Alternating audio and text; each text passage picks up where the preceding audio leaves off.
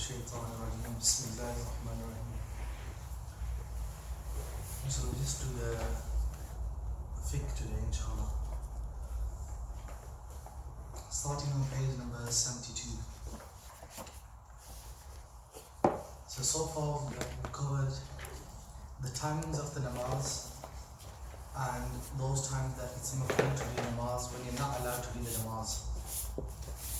Now let's move on to the adhan and the iqamat, the rules regarding giving adhan and reading the iqamah. So Bismillah ar-Rahman ar-Rahim. He said the adhan and the iqamah emphasize sunnahs for the 5 daily prayers and for the Friday prayer, yet not for any other prayer. So generally speaking, the adhan and the iqamah should both be recited for every namaz which is fard. So for Fajr the 2 fard, Zuhr the 4 fard, Asr 4 fard, Maghrib 3 fard, and the Isha the 4 fard, and the 2 fard of Suffa-tul-islam. So for these 6 prayers, you could say it is necessary and sunnah mu'akkada. They emphasize sunnah, and it is a sin for abandoning that sunnah. So it is an emphasized sunnah that you read the adhan and the iqamat for these 5 prayers. It mentions here that yet with regard to incurring a sin, normally the sin of sunnah mu'akkada would be on the level of isa'ah. If you look at the opposites, you have on highest level is fard, then is wajib actions, there's sunnah mu'akkada, sunnah ghair mu'akkada, and then nafal. So if reading the adhan and iqamah is level 3, the opposite to these 5 are haram, makruh tahrimi, isa'a, makruh tanzihi, and khilaf al-awla. These 5. So the opposite will be on the level of isa'a, but saying the guna is on the level of missing a wajib action. Yeah, so abandoning the sunnah and the iqamah, is the sin is as if you left a wajib action, as if you left a 3 witr, for example. And so that's how important it is to read the adhan and the iqamah. It also mentions here that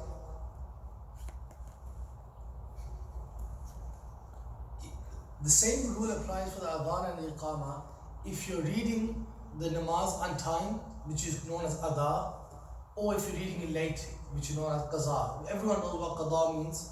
In Arabic is qaza, Urdu is qaza, right?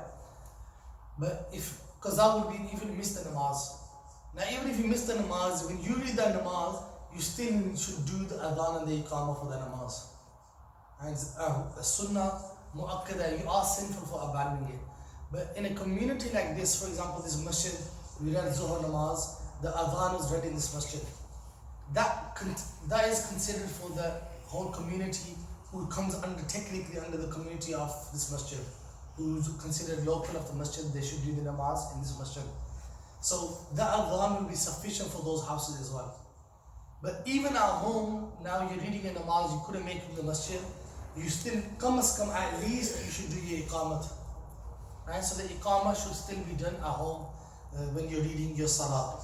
This is, if you're a traveler, you still have to do the adhan and the iqamat. So you're traveling, you're going to Manchester and you stop on the service station, you should read your adhan and your iqamah.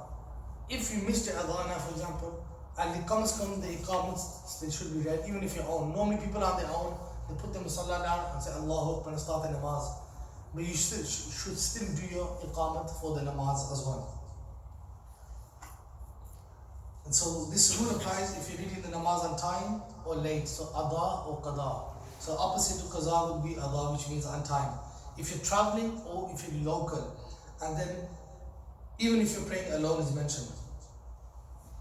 And like I mentioned already, as he adds here, for a traveler the iqamah is sufficient. But for a local person who's not traveling, he should do both the adhan and the iqamat, but the adhan of his masjid will be considered. But if you're living in an area like, for example, I don't know about Dunstable, I don't think there's a masjid in Dunstable, right? So if you're living on that side of Dunstable and you have no local masjid, so at home you should be giving the adhan and reading the iqamah as well, because you don't have no local masjid to compensate for the adhan. But here, those who live next to local masjids, then it's sufficient for you to read your iqamah at home.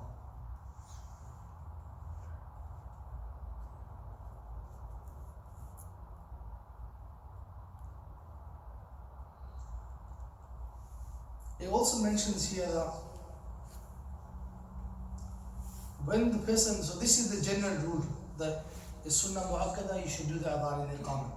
On the next page, it mentions when a person he hears the adhan performed according to the sunnah, he should respond to the one performing it and then make dua for the Prophet sallallahu alaihi wasallam to be granted the station of mediation, the wasila.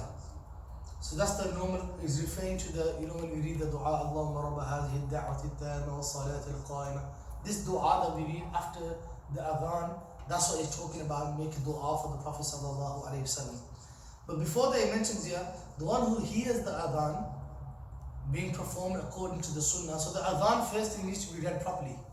If the person is reading the adhan wrong, then you don't need to repeat the adhan.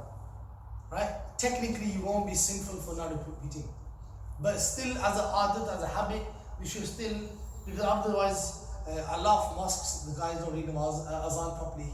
When you have unqualified people in loads of mosques, they do the adhan or the iqamat, they read it wrong. Hence, everyone will be like, our muezzin doesn't know in the first place, so I don't need to respond. So we should still have the habit of responding to the adhan and the iqamah, even though the guy, he might be slightly off. But if the guy is reading it wrong, then the adhan or the iqamah should be repeated if they're making mistakes in their pronunciation of the words. So he says that he should respond. Then a footnote 201 mentions the sunnah method of the adhan. First thing, they're going to mention some points that are important to keep in mind for giving the adhan. Number one, he mentions here that it should be read in Arabic. So it should be read in Arabic, it should be read by a man in the prayer time, and it should be free from mistakes and exaggerated tunes. Someone is doing the tune, Allahu Akbar, Allahu Akbar, or what other variations, and sometimes people start doing some, unfortunately, something like Bollywood tune or something on the adhan, and this happens, and people just try to say, look, I can read an adhan in a more beautiful voice, or some people start exaggerating, like they have a long voice and they're like Allahu Akbar, Allah. I can't do that long, right? But I know someone who did the adhan and he's like for about 30 seconds he was stretching each one, and no, he actually could do it, so he was actually doing it for 30 seconds, and so all you could hear for 30 seconds, but that would be exaggerated and that will be against the sunnah. So generally, like the Hanafi stance is like the sentences should be somewhat level. So it shouldn't be the first Allahu Akbar, and then the second one Allahu Akbar, Allahu Akbar. Even though both are technically correct, but they should be somewhat level. The first Allahu Akbar, and the second Allahu Akbar. So first Ashhadu la ilaha illallah, imagine you did it for 15 seconds. The second Ashhadu la ilaha illallah shouldn't be like 45 seconds, which people do because they want to make a fancy tune. But it should be somewhat in rhythm as well, somewhat in balance, the adhan and the iqamah. When people read Quran, they don't overstretch the stuff. But when people do adhan, it goes very long, but will that change the meaning? So technically only on the mads, where they mad asli or like the fatah before the alif, kasra before ya, those places should be the only stretch. So if you stretch in the wrong place, then that could change the meaning to negative, which could cancel out the whole adhan. Same with, like, for example, Allahu Akbar. If some people say Allahu Akbar, yeah, the first stretching like that is kufr statement. Yeah, why? Because Allahu Akbar means Allah is the greatest.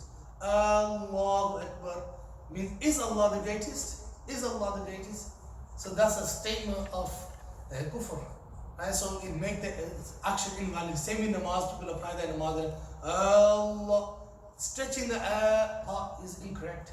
That's a major mistake Right? So when giving the adhan, you should know the sunnah. So these things they mentioned, it should be in Arabic, it should be a man, a male should be doing the adhan, it should be the time for the namaz. Also, it shouldn't have grammatical mistakes in there, right? We have in the first kalima we have ashhadu an, the second kalima we have ashhadu anna Muhammadar Rasul with the zabar. In the first one we have Muhammadur Rasulullah. So in the first kalima is Muhammadur Rasulullah, which is the page with the dhamma, and in the second kalima we have ashhadu anna Muhammadar Rasulullah with the zabar. So this is important to keep in mind as well. So when you give me the adhan, so a lot of people say ashhadu anna Muhammadur Rasul. That's a blunder, that's a mistake. Yeah, because it should be ashhadu anna Muhammadar Rasulullah. And then in the second normal kalima it will be Muhammadur Rasulullah. So these grammatical mistakes need to be brushed up as well. So then it says here that if the person who is listening to the adhan, he should repeat the adhan. That's if the guy is reading it right in the first place. So when the muadhin says Allahu Akbar, Allahu Akbar, the listener, he should whisper Allahu Akbar, Allah. He should repeat the same words. Ashhadu an la ilaha illallah. Hence the listener should say Ashhadu la ilaha. He should respond to the adhan itself. But when he gets to Hayya ala salah, Hayya ala falah, these two sentences, you don't say Hayya ala salah, Hayya ala falah, you say La hawla wa la quwwata illa billah. And that's what you say for Hayya ala salah. So the muadhin says Hayya ala salah. Listener says La hawla wa la quwwata illa billah. That's the response to Hayya ala salah, Hayya ala falah. As for the response he mentions here, for as-salatu khayrun min an-nawm, which we read in Fajr namaz azan, for example, prayer is better than sleep. Then it mentions here that the response for that is one does not say the same words. You don't say as-salatu khayrun min an-nawm, but you say sadaqta wa bararta. You have spoken the truth. You have spoken the truth. So the guy who's giving the adhan, you say to him, you have spoken the truth. Then he says here, or you can say the words Ma sha Allah kan wa ma lam yasha lam yakun. Whatever Allah wills, it is, and whatever He doesn't will, it isn't. So either you can say both of these two sentences that is mentioned here. Another thing that they mentioned here is very important to keep in mind. What does responding to the adhan mean? Well, so there's a discussion on this as well. For example, you're already in the masjid. You came early, you're sitting in the line waiting for the namaz, then the adhan is given. Now, do you need to verbally respond or not? Right, so there's a discussion on that. One opinion is, and this main opinion normally that's mentioned, is you still should respond to the adhan, even if you're, so it should be a verbal response. The other opinion is that it doesn't necessarily have to be a verbal response, it could be a practical response. Why? When the adhan is given, is saying, there is namaz time, praying a salah. So when the adhan is given and you got up and you start going to the masjid, you don't, one opinion is you don't verbally need to say, because you're practically answering the adhan by going to the masjid. Yeah, so it could be a physical response or it could be a verbal response. So if you're ready in the masjid, you've already made your way for namaz, you're ready here, if you never said it according to one opinion, because you've practically done the answer to the adhan in a way by being here and attending the masjid for Jamaat, then you've answered the call to prayer.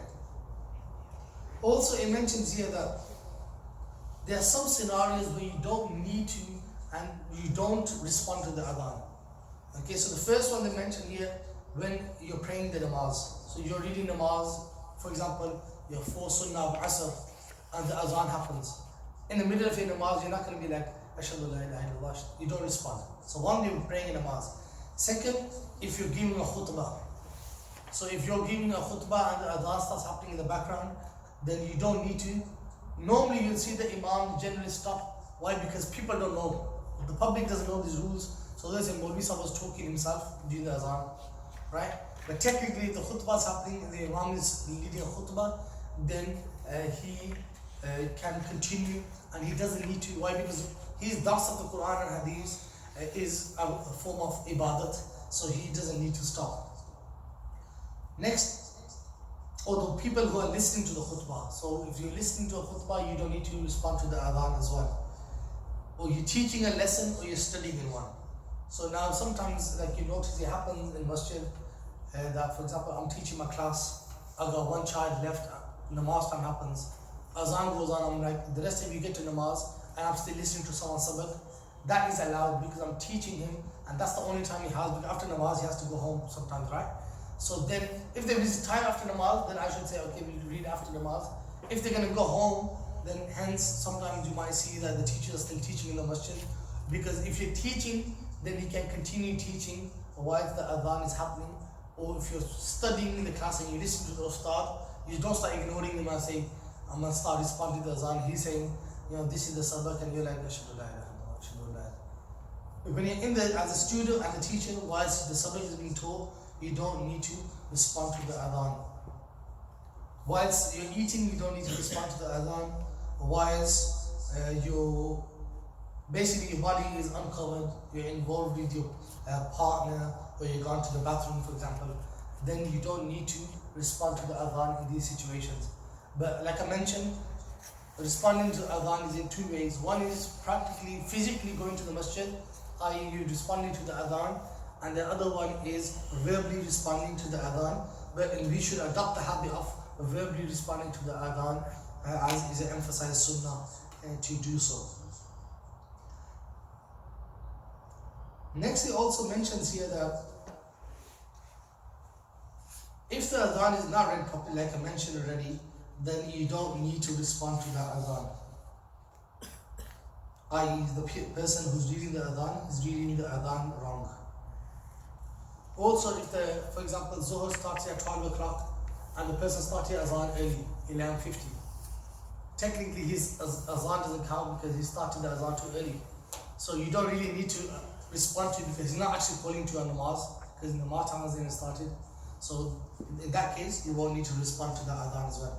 But generally, because we know it's adhan and the country we live in, the situation we find ourselves in, even though the ulama mentioned that you don't need to, for example, respond to the adhan, the advice still would be that you still respond to the adhan. Because if your children are there, they're like, the dad was still talking. Whilst, even though you might think that, the guy's reading wrong, or the time hasn't started, the child won't really know the technicalities behind it, so he might think they're talking, so I'm going to talk as well. So he's going to apply it in ways it's not able to be applied in the wrong situation. So it's best to always adopt the habit of stop talking when the adhan is happening. So then he mentions here that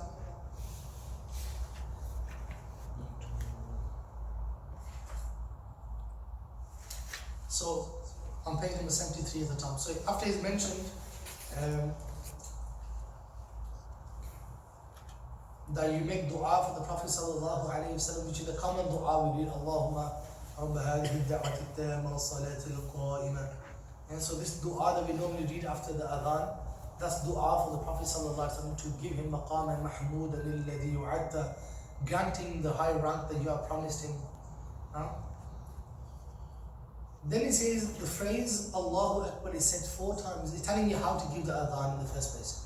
So now he's saying the words Allahu Akbar is said 4 times at the beginning. Inshallah, next lesson what I'll do is, actually we can do that now. If you turn to the back of your books, page 189, if you have a pen with you. 189. So he's got the adhan and 189. I'll tell you which parts to underline or mark, as those are the major mistakes that a lot of people are making, common mistakes that people are making in the adhan. First one, in the first statement, Allahu Akbar. The second Allahu, when people say, they say Wakbar. Allahu Akbar, Allahu Akbar. Yeah. This one they say Allahu Akbar, but they say Allahu Akbar instead. So you know the Akbar where you say the Hamza, underline the Hamza. Ismail, if you just pass your highlighter to this. So this is highlighting your highlighter. So in the words Allahu Akbar, the alif, that's one major mistake people make. Right? So the Akbar in Allahu Akbar. So all four Allahu Akbars, people say Allahu Akbar, Allahu Akbar. You hear that often. The reason why they make the mistake is when you say Allahu, what happens to your lips when you say hu?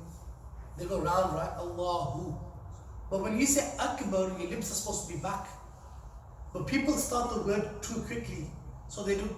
Whilst the lips are still forward, they're like Allahu. When the lips are round on hu, they start Akbar from there. So it goes Allahu Akbar. Instead of Akbar, it goes Allahu Akbar. Because if you say the letter wow, what happens to your lips? Wow. It goes round, doesn't it? So when you say Allahu, your lips are gone round. So if you start Akbar straight away, it'll go Allahu Akbar. So you pull your lips back, then say the Akbar part. So Allahu Akbar, Allahu Akbar. The ak should be when your lips are pulled back. Otherwise, you keep them forward, it'll become whack. Even though you're trying to say ak, but wow is round lips naturally. Wow, wow. So it'll become, that's one major mistake. So always put your lips back when you say Akbar. So Allahu Akbar. It'll happen quickly, but if you keep it forward, then it'll become wak instead of. That's why most people who read the Urdu accent, Allahu Akbar, is because they're not pulling their lips back. Allahu Akbar, Allahu Akbar. That's one major mistake. Next is normally Ashhadu la ilaha illallah. People read that fine. Ashhadu la ilaha illallah. Ashhadu anna. So this second sentence. Ashhadu anna Muhammadar. So on the dal that join the ra. Muhammadar is got do zabar on it. This is what people say Muhammadur Rasulullah. Yeah, Ashhadu anna Muhammadar. So this is the fourth line. So after anna Muhammadar, dal has do zabar on it, fatatain, which is normally the first kalima will be Muhammadur Rasulullah with do pesh with damatain. But here it's Muhammadar because of the word anna before it. So Ashhadu anna Muhammadar Rasulullah. Ashhadu anna, so that comes twice, so the same. Ashhadu anna Muhammadar Rasulullah, both places. The dal with those over, that's a major mistake. In the next one, there's three common mistakes which are made in Hayya ala Salah. Three mistakes. First is the ha at the starting. Ha, Hayya. So the first highlight will mark the ha. So it should be, people say, Hayya, Hayya ala Salah, Hayya ala Salah. That's wrong. It should be Hayya, Hayya. That's the soft ha. Then the ayn, a lot of Pakistanis don't read this ayn. They say Hayya ala Salah, Hayya ala Hayya ala. They join the lam and they miss the ayn on it. The ayn is the second mistake. Hayya ala Salah, ala the ayn. So the ayn is another major mistake. So the ha first, then the ayn, which is normally often missed out. This is a major mistake. Right? So this mistake you can't make the azan invalid basically. Yeah, so these mistakes will make the adhan invalid. And then third one on this same sentence, so the ha, hayya, ayn in alas, and then the end of salah, it's got a ha in it. Salah, the two dots are here, the ha round, the. That becomes a ha, so it's salah, salah, like a deep ending. So it starts with the soft ha, finishes with the deep ha. Hayya ala salah. So there's three mistakes here, the ha, ayn, and the ha at the end. In the next sentence, is first two mistakes are the same. In hayya al falah, the ha starting, the ayn in the middle, the hayya al, and then you have the falah, the ha at the end, the soft ha at the end. That is also a major mistake that people do. They do hayya, hayya lal salah, hayya lal falah. They say falah. They miss the ha out. It's supposed to be falah, falah. With the soft at the end, the ha needs to be pronounced. So hayya ala salah, hayya ala salah. And the second one, Hayya ala al-falah. So it starts with the ha, ayn in the middle, and then falah, soft ha at the end. Obviously this requires a lot of practice. Most people, they don't do the practice and they have the shauq of doing the adhan and iqamat in masjid, and they just do blunders all the time. And these are major mistakes, and then they get told off and they get upset. So normally that happens here. When I tell them off, they get aroused with me for a bit. Then, but that's a standard procedure.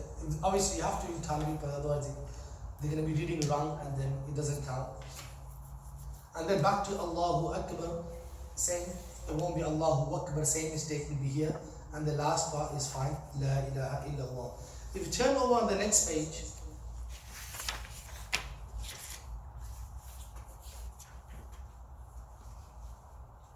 the first one, this is for the Fajr Azan, for example, As-salatu khayrun min al-nawm. The kha here, As-salatu khayr. The people don't say this kha. This is As-salatu hayrun min al-nawm, hayrun. They miss the kha. As-salatu khayrun. So mark this kha here. So As-salatu khayrun min al-nawm. As-salatu. And the sad as well. A lot of people don't say this sad properly. Yeah, the as-salatu, yeah, is as-salat, swad, full mouth. And in the next sentence, we did the iqama wa qad qamat as-salat. This is the same mistake people make here as well. This is a qaf, full mouth letter. It's not kaf. A lot of people say, kad qamat as-salat, kad qama. Qama and qama is two different words. So the two dots on the qaf, that word people read wrong. So both qafs, qad qama. قد قامت الصلاة. And so the qafs here are a major mistake, and the word salah ending with this deep ha. Salah. Same we had in hayya ala salah. Same here قد قامت الصلاة. The same ha here as well.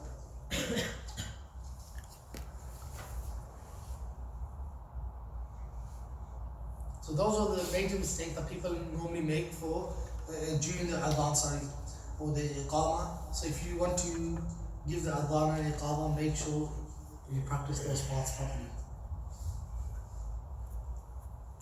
Going back to page 73.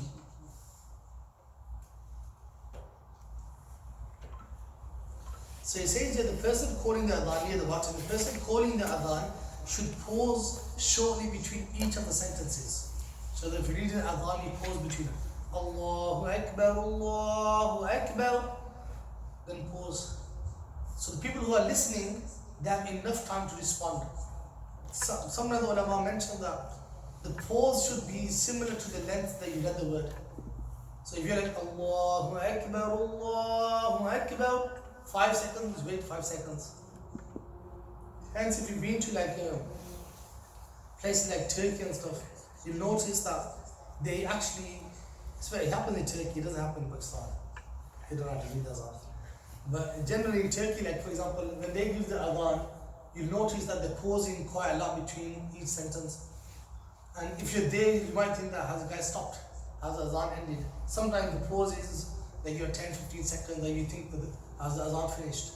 Right? So it should be enough time for the people to respond. So if you're taking 20 seconds, at least you should stop for 10 seconds between that, if not. But enough to, so people, the main maqsad is, the people who are listening, they got enough time to respond. So it shouldn't be Allahu Akbar, Allahu Akbar, Allahu Akbar. I didn't give you time to respond. So it should be enough. Allahu Akbar, Allahu Akbar, Allah. So you had enough time to respond in that time. Right? So it should be like that. The reason why I said about Pakistan, they have very good qadis in Pakistan. When I said that, I remember when I went to Pakistan, I read namaz in a masjid. I was like, I'm going to read namaz wherever I go in a masjid, right?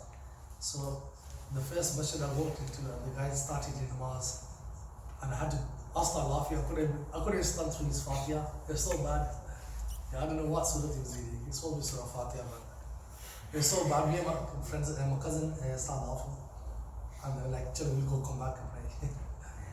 And so sometimes, because they're in villages, and none of them are educated, so obviously to them they all at like same level, so for them it's fine for them because they're all on the same level.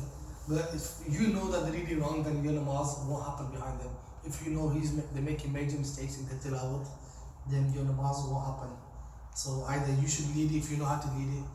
If you're on the same boat as them, then you're fine, right? But if you're not, but sometimes like you know it's wrong, the guy's really wrong, but you don't know any better, but you can tell he's really wrong. Then you're both in the same situation. So obviously you can't say to him that fix it, and say you don't know yourself, right? But if you know and he doesn't know and they're reading wrong, then it's not right for you to read namaz behind that person because he's not qualified to read.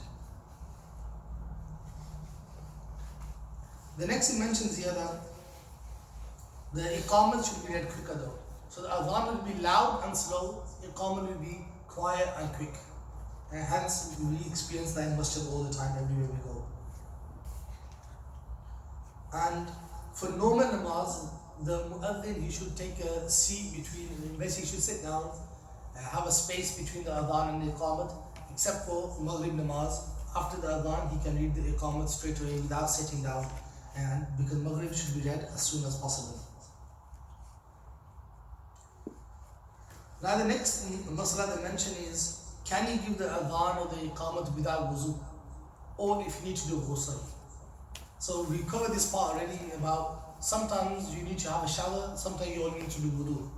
So sometimes ghusl might be fardani, sometimes wudu only might be fardani, and we've done that in detail in which things make ghusl fard and so on. It mentions here that the adhan and the iqama, talking about the adhan first, it says that the adhan, it can be given without wuzu. Technically, it can be given without wuzu, but it's better to still have your wudu for the adhan. But for the iqama, it's makruh and sinful to read the iqama without wudu. Because you can't do the iqama and say, Chalo, you start, I'm going to read. You're calling everyone else to namaz, qad iqama the salat, qad iqama the salat. They make the line and you're like, Chalo, main wuzu kar rahi and I'll be back. Yeah, so the iqama and the adhan, ideally, technically, you should give them both with wudu. But as for ghusl, it mentions that it's disliked for someone to state a major impurity to perform either the adhan and the iqamah. So if you need to do ghusl, then you shouldn't be giving the adhan or the iqamat, either one of them. Right? Now you might be asking that the adhan is given in the masjid, so how could a person need to do ghusl and give the adhan in the masjid? That's a common question, right? So, because if you need to do ghusl and have a shower, you can't go in the masjid, it's haram for you to enter the masjid. So how can you give the azan? After showers in the mosque. No, but that's not part of the mosque. We're not going to live inside the mosque. Technically, in the UK, or generally happens everywhere, but we say a bit in the masjid. What is considered a masjid? We should know that first. So in this building, you can say the masjid is only up to these four walls, what we can see. That side room is not the masjid. The back wall is not the masjid. The shoe area is not the masjid. The kitchen, wuzu area, they just add on to the masjid. So technically, they are not considered a masjid.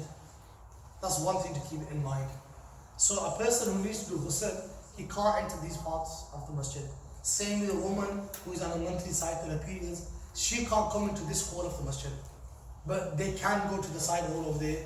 They can go to the back hall, kitchen, if they use the other exit entrance, So, but this hall they won't be allowed to enter because they need to do ghusl. That's one thing to keep in mind.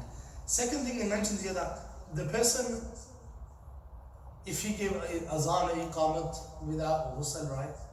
Generally, the hukum for azan in the UK, the law is that you're not allowed to give azan on the street like loudspeakers. Is against the planning permission of the mosques, for example, right?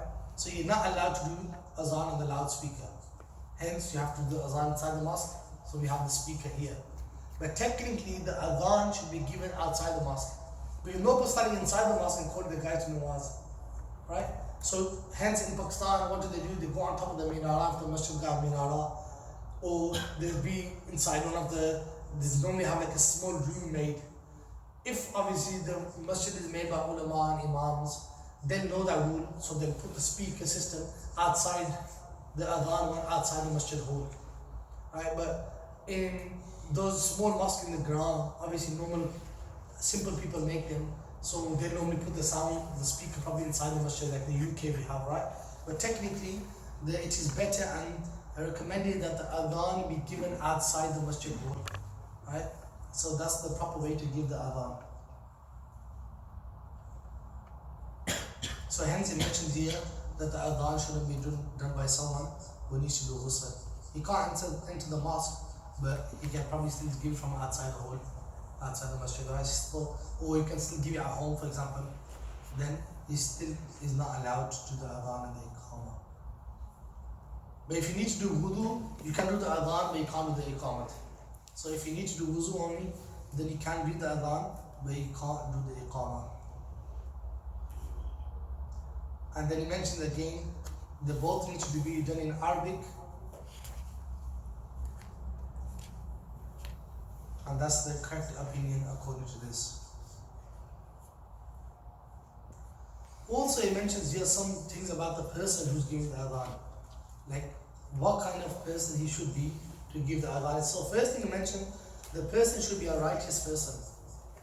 So here by righteous person, obviously we can't judge anyone and say that, oh, you're not a good guy, why are you giving adhan for? But certain scenarios that you know that the person is not a good guy. Like for example, he's known to not read namaz. Namaz is happening, he's standing outside in the car park. Right? And then next namaz, you know he missed his namaz, and then, or you probably know him on a personal level, might be a brother, he doesn't read namaz. And publicly he doesn't read namaz, like in namaz time everyone got up read, for example in a wedding hall, and then he never read namaz. So he's publicly doing guna, that's called a fasiq. Or a person smoking drugs on the street, just publicly, he doesn't care. Right? That person is known as an open sinner.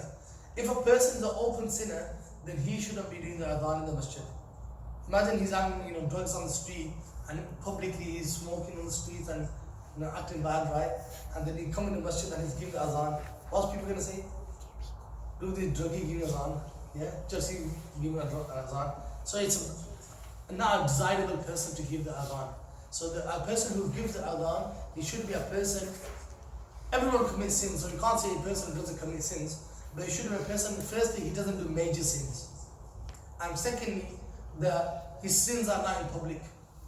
So obviously everyone does commit sins, but his sins won't be public sins. And he's outwardly known as a good person, a deendar person.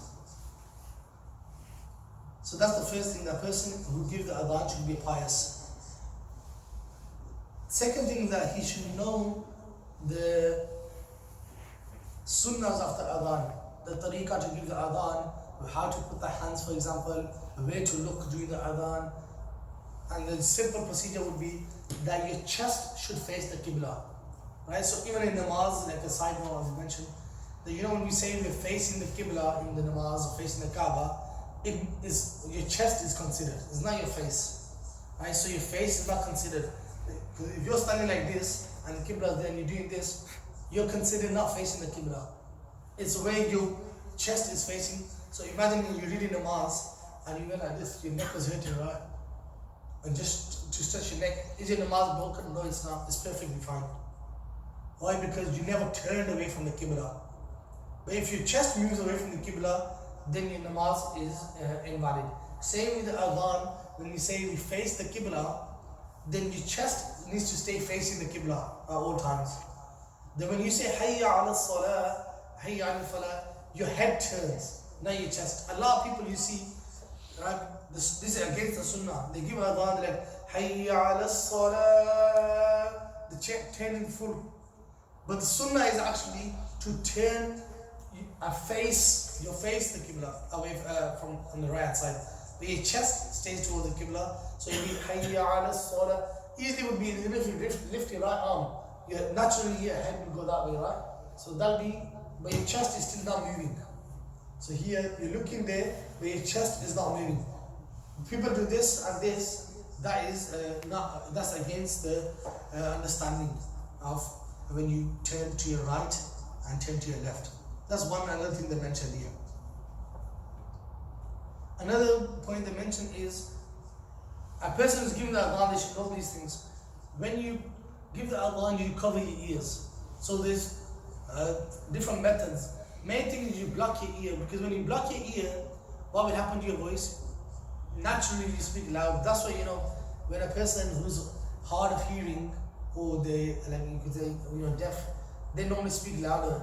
Like you hear the elders like, "Ji kya ba rahe ho?" And they be shouting, and everyone's like, "We're not deaf. Why are the guys shouting for?" It's because they can't hear themselves. Hence, they feel the need that, look, I'm not speaking loud enough, so I need to speak loud. So hence they raise their voice. So when you're giving adhan and you block your ears, to you it sounds like you're whispering. Hence, automatically you raise your voice, and then your adhan will go louder. That's a natural way of making the adhan go loud, because when you're giving without blocking your ears, for example, you might feel a bit like, oh, that's loud enough, Allahu Akbar, Allahu Akbar, because it might come across loud to you. But when you're blocking your ears, now it sounds, you're whispering, so hence you will speak louder automatically. That's one of the wisdoms of blocking your ears. So either you can use your index finger and you block your ear. That's one method. Second method is that you just can place your hands over your ears. And the third is you can use one hand as well and just do the same thing, but use one hand. That's why you might see some people give adhan with one hand, Allahu Akbar. But the correct and the best way is to use both hands and block your ears, either like this, which most people might find that this guy doesn't know how to give azan because they're uneducated. So sometimes, even though two things are allowed, you go for that option which will most people find, or it'll be easier for them to understand. Like for example, in namaz you can read the Suffa-tul-Fatiha can be read Maliki Yawmiddin or Maliki Yawmiddin. But the qiraat that we normally do is Maliki Yawmiddin. The meme is long. So now you're reading with people who don't know this, and you're like Maliki Yawmiddin, and the guy from behind is like Maliki Yawmiddin. He's correcting you. You're like Maliki Yawmiddin. The guy's like Maliki. So because even though you're doing the right thing, but the person behind you, because they don't know, now you're causing confusion in them, right? So sometimes it's better to avoid permissible action and do the other one that's commonly known amongst the people to save the confusion. John Foy Corner was reading more uni, and the person that gave Corner, he read it. Then he wants. Yeah, he read everything once. Is that? So in the Hanafi stance, that it should be read twice. But in the other fiqhs, some like they do it once, like they do Ashhadu la ilaha illallah, Ashhadu anna Muhammadan Rasulullah, Hayya ala salah, Hayya ala falah. We have 1-2 our namazis who do it like that as well. But normally I don't ask them or let them do it, because why? If they're doing it, they're going to do it because they're Shafis or so on. And so they're going to do it the other way, and then the other Babi will be like, this guy doesn't know how to do azan or iqamat. So hence, I normally try to avoid other people like Shafis and stuff, because it causes confusion amongst the people who don't know, right? But the Hanafi stance is that it should be given twice. But for them it will be valid. It's not that it will be invalid, it's fine for them. Next he mentions here that, I've already done that. You turn your face to the right and left. فَحَيَّ عَلَى الصَّلَاةِ and حَيَّ عَلَى الْفَلَاحِ. Inshallah, we'll stop here inshallah, and next week we'll do both books, but this week we just do this one. So if inshallah you have any questions, feel free to ask. If you want to practice your azan, then we can take some time out and I can help you practice inshallah. I can't give you the tunes, but I'll give you the how to pronounce it. You can add your tunes yourself. Yeah. So if you're doing the on loudspeaker, do you have to still put the thing on in your ear, because then you don't really need to. Generally, that's the sunnah, so it's a sunnah. So you don't abandon the sunnah. There's no reason technically to abandon the sunnah. But even though, like, I'm giving the reason why we do it loud, that's one of the wisdoms. But the actual reason is sunnah to do it, right? So I'm just giving you an extra reason why it's that one of the wisdom behind the sunnah is to block your ear. Your voice will automatically go loud, but the sunnah still would be to block your ear. So no matter what, when the voice goes loud, and at some point someone's voice might not go loud, right? So because he might not even know, so he's just still doing it normal. So some people only block one ear. So are you supposed to put that? So you'll be just like that. Just your hands stay on this side. And what about if your body turns away from the Qibla when you give it adhan then? If body Then change, the when azan is still valid, but it'll just be that you abandon the sunnah. Yeah, so you never adapt They're the not sunnah. sinful. It'll be like a minor makruh. But so that person should know the fiqh of azan, get it? So that's why I mentioned the person who gives azan, he should know the rules of the azan. So for example, they haven't mentioned here, but just an extra thing that you read the adhan, you missed a sentence. Like you should know what to do. If you don't know what to do, then you're not qualified.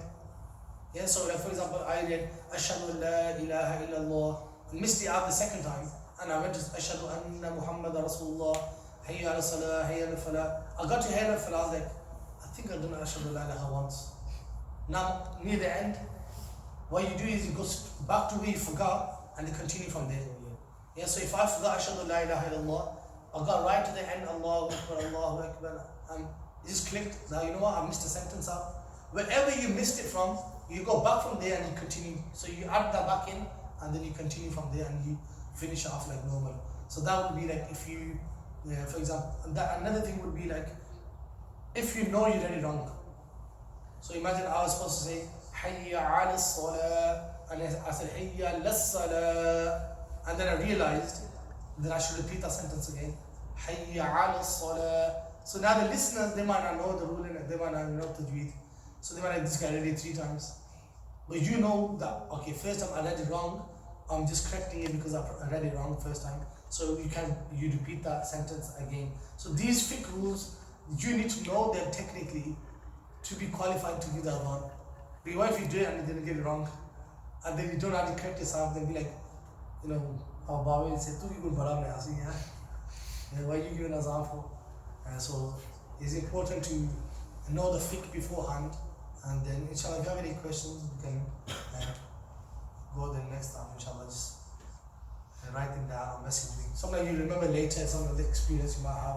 Like some people they kiss their thumbs even while giving adhan. Is that like permissible really? Okay, that's wrong as well. Yeah, so you know kissing, this is a sunnah of Hazrat Abu Bakr Siddiq radiyallahu anhu. So even though it's a weak hadith, there's a rule regarding hadith, like a weak hadith. You can apply them if they're not contradicting any other strong hadith. A weak hadith doesn't mean that is wrong. A weak means that the chain to you, someone or something is weak in the, but the thing, actual hadith could be 100% legit.